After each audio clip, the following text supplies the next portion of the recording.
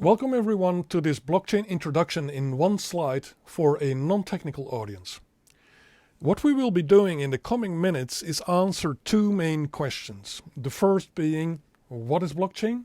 And the second being, how does blockchain function? Let's get started with the first question. What is blockchain? In its very essence, blockchain is quite simple. It is a transaction journal, a transaction database. You can imagine it as an Excel sheet in which you have on each line a transaction in which is written that the ownership of a certain asset is transferred from a certain individual or entity to another individual or entity. So that is a transaction journal, and you can have transaction journals on anything. Physical assets, intangible assets, data, rights. It could be cars, houses, personal identification data, diplomas, computers, money, personal data that you generate on the internet, voting rights, you name it. Everything on which we have an ownership in our economy and our society is somehow written somewhere in a transaction database. Now, why are these transaction journals so important? They are actually fundamental in the organization of our society and our economy, as they are the absolute reference to prove our ownership of goods, rights, and data. Now, traditionally wise, these transaction journals are maintained by what is called trusted third parties. And these trusted third parties, that could be governments, cities, companies. When you buy a car or a computer, for example, then the transfer of ownership from the company to you is written as a transaction in a transaction journal at that company. Other trusted third parties could be banks, notaries, you name it. Now, here comes the big difference between the traditional transaction journals and transaction journals maintained within the context of a blockchain. The big difference is that the maintenance of a blockchain transaction journal is done by you and me, or at least by your and my computers. So you have our computers that are connected to the internet, and over the internet all our computers are connected to each other in a blockchain network. And all these computers together are going to maintain that blockchain transaction journal, and each computer can take on one or more of three different roles. First, you can be a user. Second, you can be a transaction and blockchain verifier. And third, you can be a block creator. For each specific role, you download a specific software on your computer that enables your computer to fulfill that role. Let's move on to the question how blockchain functions. Now, first of all, you see here a zoom on the blue circle that we saw before, which was representative for the world. So here we have a zoom on the world, and we will have a look at these three types of softwares that each of us can download on our computers in order to participate in the blockchain functioning in that blockchain network. First of all, let's note that we are talking here about a specific type of blockchain, which is actually the archetype of blockchains, the first blockchain that ever existed, the Bitcoin blockchain, invented by Satoshi Nakamoto, which is a public permissionless blockchain. Permissionless means that anyone can join and can, without permission, participate in the use and maintenance of that blockchain. Public means that the transaction database, the transaction journal, is accessible to anyone in the network. Now, this public permissionless blockchain has one very important rule, which is the consensus rule. By this rule, all these computers on the network manage to agree on the state of the blockchain. And in the public permissionless blockchain, that consensus rule says that the longest chain generated by proof of work holds the truth.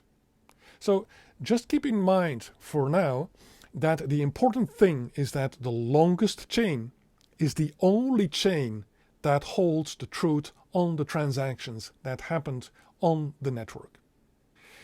Okay, now before we have a look at how these three types of software function and interact with each other and manage all together to create one single unique transaction journal, one single unique blockchain, let's have a look at the legend over here.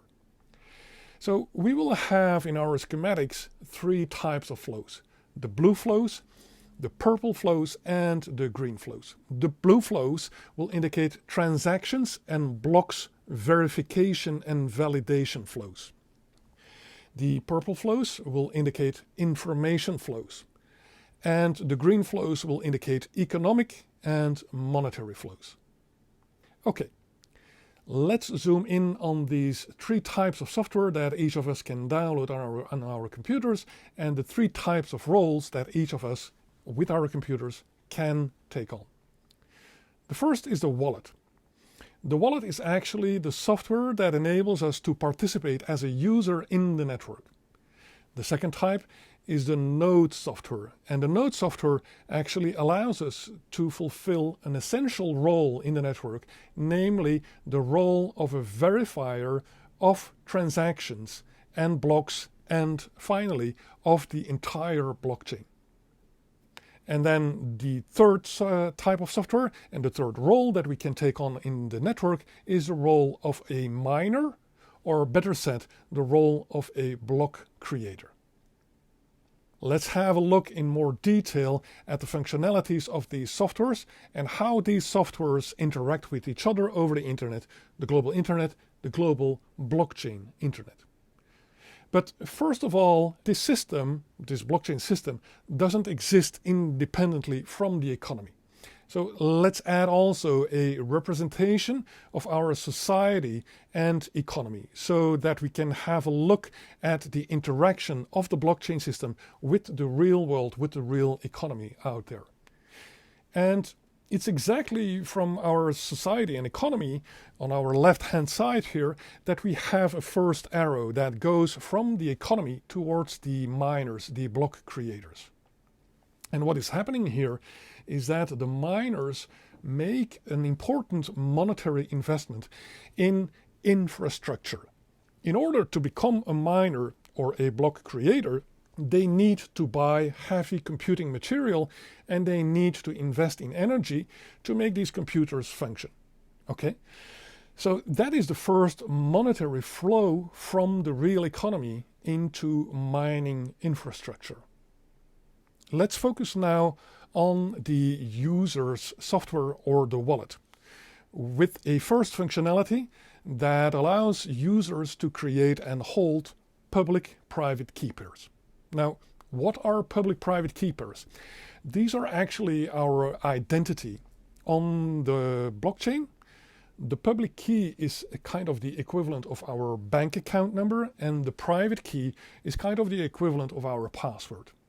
That allows us to access our data, and that allows us also to authorize transactions on our ownership. Now, the public key is kind of, as I said, the equivalent of a bank account number, and thus needs also to be communicated to interested parties in the real economy in order for others to be able to write transactions toward us. So the public key, we can publish it on our website or insert it in a direct message to someone who needs to make a transfer to you.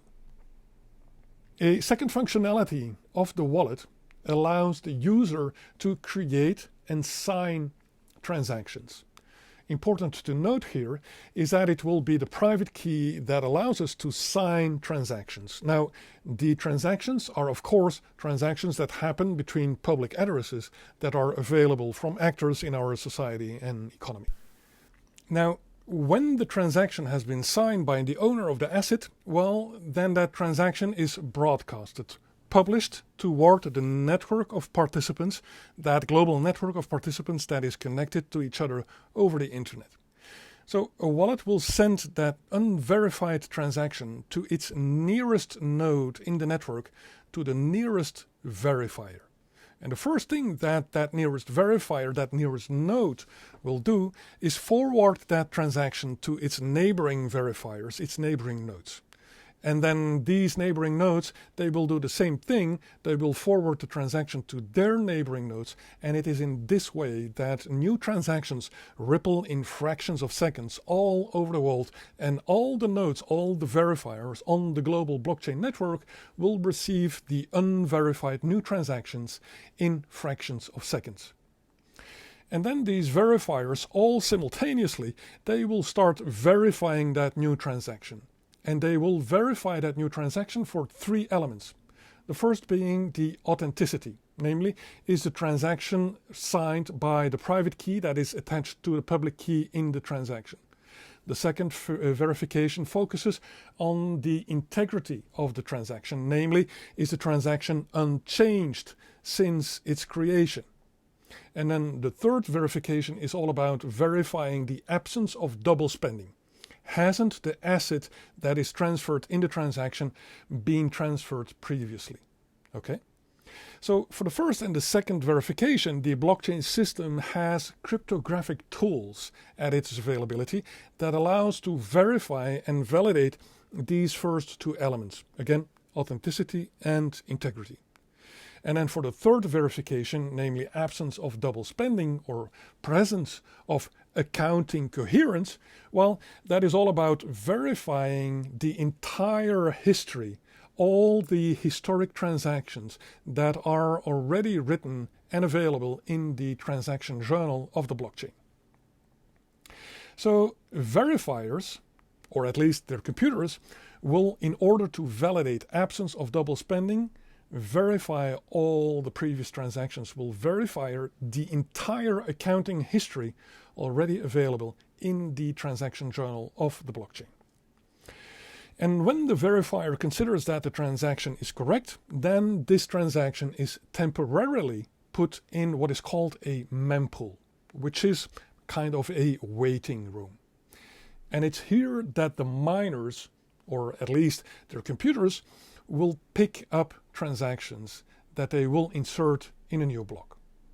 So let's have a look at these block creators or miners. Now, here we have to understand the importance of the blockchain protocol by which these miners operate. And the blockchain protocol has one single objective, namely to realize the consensus rule that says that the longest blockchain is the only true blockchain. And as we will see in the coming minutes, it's mining or proof of work that realizes this objective.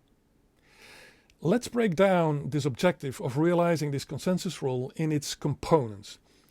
In order for a blockchain to be accepted by the community, it needs to comply with the following requirements.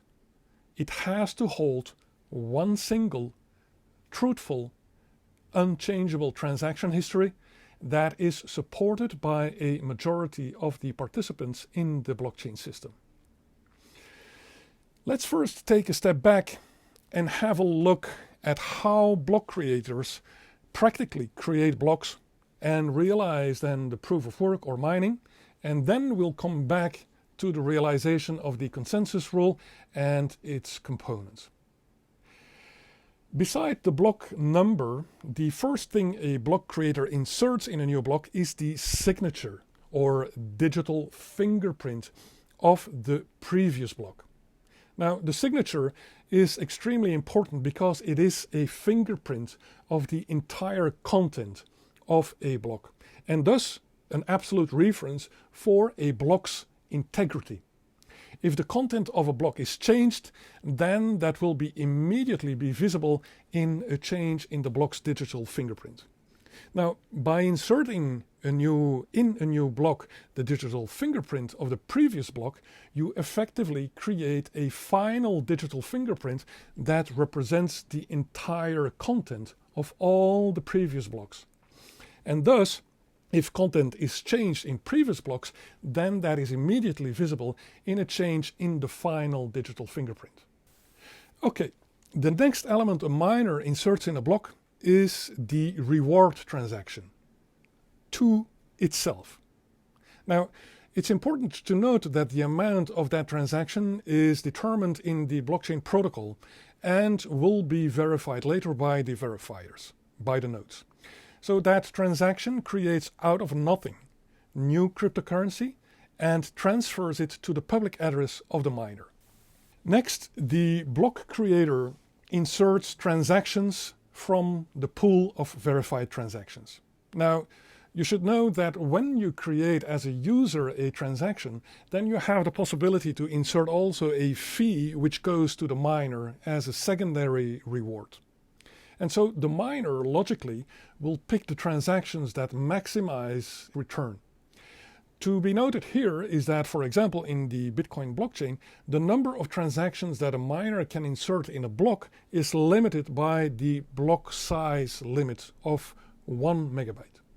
If the block size breaches 1 megabyte, then further transactions can't be inserted in the block. So it's here that possibly a zero transaction fee condemns a transaction to exclusion from execution because it is never inserted in a block by a miner. Then the miner inserts a field called the nonce, which is the abbreviation of number used once. Now, what is this field about? It is a field that is necessary for the execution of the mining or proof of work activity. And it's here that we'll take a minute to explain this epicenter of the blockchain. So we talked about the block signature, which is the digital fingerprint of the content of a block. Now, when you impose a predefined format on that signature, and that predefined format can be realized by changing the content of the nonce field, well, then you just created a challenge, namely to find the content for the nonce field that results in a block signature that complies with the predefined signature format. And so practically a miner engages in a trial and error procedure, trying out different numbers in the nonce field and checking for each number if the resulting block signature complies with the required format. And so a miner does this until a nonce number is found that yields a correct block signature. So this is what is called mining or proof of work. It's called mining because you go through a large quantity of numbers to find that one single golden number that results in a correct format for the block's signature. It's also called proof of work because when the miner finds that golden number, it proves that a lot of work and a lot of investment has been delivered to create that block. Okay? Before coming back to the consensus rule and how proof of work or mining is at the core of the realization of that consensus rule, let's have a look at the miners' motivations. Miners are here for business reasons. They made a heavy investment in computing material in order to be capable to execute the proof of work or mining activity. And they want to realize a return on investment through the collection of rewards. And for an individual miner to collect this reward, its block needs to become part of the longest blockchain. Let's come back to the consensus rule and its components and link its realization to the mining activity or the proof of work activity. So let's recall that the consensus rule says that the only valid blockchain is the longest chain generated by proof of work. And as we saw a few minutes ago, that rule needed the following elements to be realized. First, to have one single transaction history. Second, to have a truthful transaction history. Third, to have an unchangeable and immutable transaction history. And last but not least, to have a transaction history that is supported by the majority of the participants in the blockchain system. What is important to note is that proof of work or mining realizes each of these objectives. Let's have a look at each of these elements and how proof of work solves the issue. And first we have the requirement to generate one single transaction history. Now, As the longest chain is the only valid chain, that also implies that in a mining round, only one block can create a new longest blockchain. How is this linked to proof of work? Well, proof of work allows to create a competition between all the miners. The miner that solves as first the proof of work will be the one that proposes the next block for the new longest blockchain. Now, let's have a look at the second element in the realization of the consensus rule, namely the element that requires that the blockchain is truthful. The element here is that the block proposed by the miner will be verified by the nodes, by the verifiers. And if any content in that proposed block does not conform to the protocol requirements, then that block will be rejected. Now, how is this linked to proof of work or mining? Well, you certainly understood that proof of work is an extremely expensive activity through the miner's investment in computing material and energy, and thus if the miner's block is rejected, the miner will not realize a return on investment and will be hurting itself economically. So this is the game theoretic element that states that a rational actor will not hurt oneself economically on purpose. Okay, let's move on to the third element in the realization of the consensus rule, namely the element that requires that the blockchain is immutable and unchangeable. So how does proof of work or mining makes the blockchain immutable and unchangeable? Well, let's recall that proof of work is about this very heavy computing intensive search for the golden nonce number that results in a block signature that complies with the imposed format. Let's also recall that each block contains the signature of the previous block, and that if any content in one of the previous blocks is changed, then that change is visible in its block signature, which is invalidated because it doesn't comply anymore with the required format. And additionally, that non-compliant block signature ripples all through the following blocks and invalidates also their signatures and eventually the signature of the last block. So any change in any block anywhere in the history of the blockchain will be immediately visible as a non-compliant final block signature. In order to remediate, each block needs to be submitted again to the proof of work and its signature needs to be recomputed, and in order for that new reality to be accepted by the entire blockchain community, that reworked and recomputed blockchain needs also to become the new longest blockchain, implying that the party intending to impose a new blockchain reality would need more than 50% of the aggregate network computing power, which is an impossibility for a rational actor who would use that kind of computing power in the first place to participate honestly and collect honestly rewards. That's it for the unchangeability and immutability. Let's move on to the last requirement, namely to have a blockchain content that is supported by the majority of participants. Here, proof of work also solves the issue. Let's explain. A traditional voting system with one person equals one vote wouldn't be possible in a public permissionless environment where participants exist as virtual entities and where as many virtual or digital entities can be created at will. Now, proof of work solves this by using computing power, CPU power, as an unmultipliable voting entity. We just spoke about the aggregate proof of work computing power in the blockchain network. Well, here you have your voting system. The blockchain community votes implicitly by the aggregate proof of work computing power that is put behind a certain blockchain. And 51% or more of that aggregate computing power is faster than 49% or less, and thus generates the longest blockchain, which, as stated by the consensus rule, is the one and only valid blockchain. So this is the ingenious invention by Satoshi Nakamoto.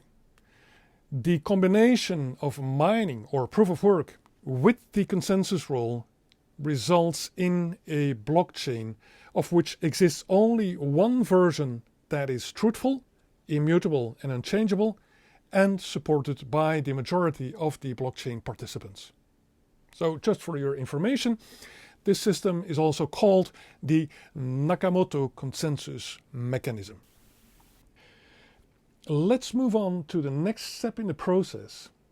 So when the miner wins the race, its block is broadcasted, published to the network of verifiers, with the nearest verifier receiving the block and forwarding it to its neighboring nodes or verifiers, who will forward the block to their neighboring nodes and so on.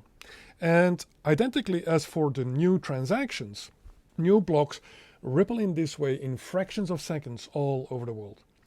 And then all these nodes start verifying simultaneously that new block. In order to validate a new block, the verifiers, the nodes, will re-verify every element in that new block. They just don't take for granted what the miner proposed. And each node, each verifier, verifies everything before accepting anything. Now, all these nodes verify and validate the new block using the same verification and validation rules which are written in the blockchain protocol. So they all re-verify all the transactions in the block for authenticity, for integrity, and for absence of double spending. They all verify the reward transaction and check if the amount is in line with the amount written in the protocol. They all verify the correctness of the previous block signature. And finally, they all verify if the nonce published by the miner really yields a new block signature that complies with the signature format requirements. Now, the ultimate functionality, the ultimate objective of a node is to maintain an independently and autonomously verified and validated copy of the blockchain. So we saw that all the nodes received that one single new block and independently verified and validated that block according to the shared protocol rules. And thus, if a new block doesn't violate the protocol rules, then it will pass all the nodes' individual verification and validation process and become the next block in all these identical but independently maintained copies of the longest blockchain. Okay? Now, a last step in this process is actually the creation, the realization of new cryptocurrencies. It is over here in the reward transaction that we actually find newly minted cryptocurrencies, and they become reality when a miner's block becomes part of the new longest blockchain. So we see here that with the block that became part of the new reality, the miner's rewards becomes part of the miner's public key, public address, and through its wallet, these newly minted cryptocurrencies are available to be spent or used for transactions in the real economy. And it's in that way that newly minted cryptocurrencies find their entrance into the real economy and into society. A last point to note is that this blockchain becomes an absolute transactional truth that is shared with everyone that participates in the system. All the economic transactions that took place through the blockchain system become one single truth on what happened transaction-wise, on who owns what.